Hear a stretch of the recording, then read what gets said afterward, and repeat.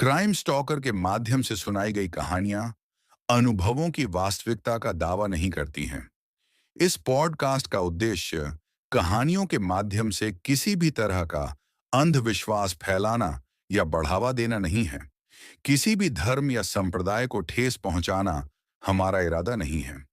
कहानियों का उद्देश्य केवल मनोरंजन है।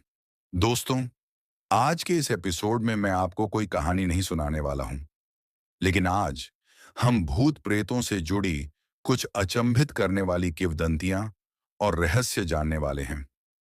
वर्तमान समय में भूत प्रेत का होना अंधविश्वास माना जाता है। किसी के लिए यह कल्पना है तो किसी के लिए सच्चाई। लेकिन यह केवल हमारे देश की बात नहीं है। विकसित देशों से भी हमें भूत प्रेत से जुड़े किस्से, कहानियां और घटनाएं सुनने को मिलती हैं। कुछ लोग इन्हें मानसिक ऊर्जा मानते हैं और कुछ इसे बकवास समझते हैं। इस एपिसोड का उद्देश्य भूतों के अस्तित्व को साबित करना या अंधविश्वास फैलाना नहीं है।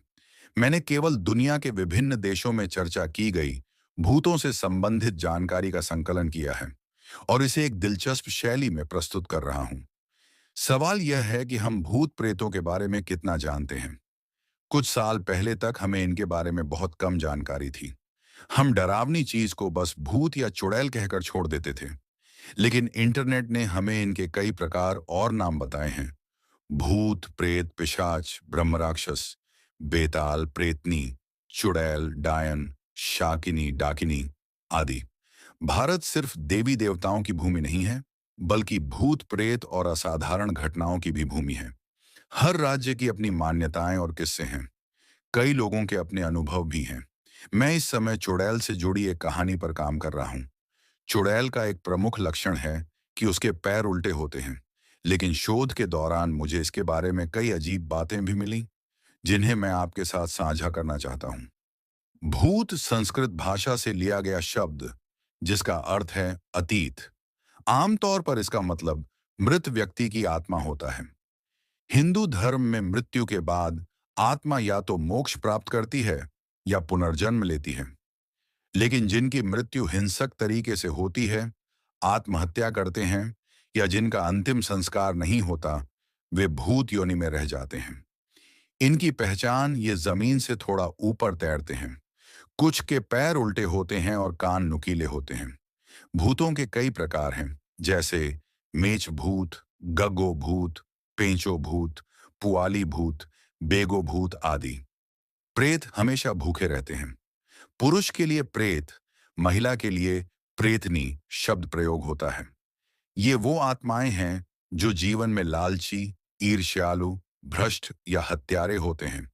मृत्यु के बाद इन्हें भूख और प्यास की पीड़ा मिलती है। इनके शरीर दुबले पतले होते हैं और अक्सर नग्न दिखाई देते हैं। प्रेतनी महिला की आत्मा जो अपनी सांसारिक इच्छाएं पूरी के बिना मर जाती है। ये युवाओं को शिकार बनाती हैं और इनके पैर भी उल्टे होते हैं। चुड़ैल प्रेतनी के समान होती है, लेकिन यह उन महिलाओं की आत्मा होती है जिनकी मृत्यु गर्भावस्था में या प्रसव के दौरान हुई हो। इन्हें सबसे खतरनाक और घातक माना जाता है। ये रूप बदलकर सुंदर महिला बन सकती हैं और पुरुष का खून धीरे धीरे चूस कर उसे मार देती हैं।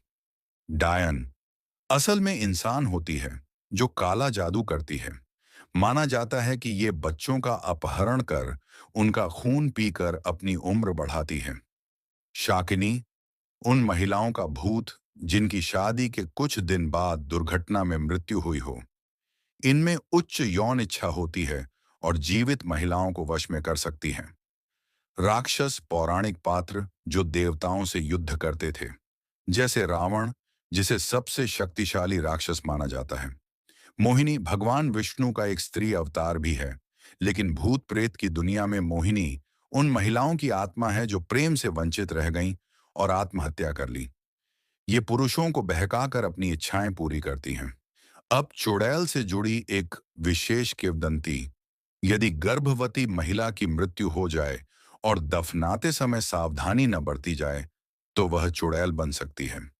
इससे बचने के लिए पुराने समय में लाश को बगल के दरवाजे से बाहर निकाला जाता था। रास्ते में लोहे की कील ठोकी जाती थी। शव को उल्टा दफनाया जाता था। कब्र पर भारी पत्थर रखे जाते थे और सरसों के बीज छिड़के जाते थे।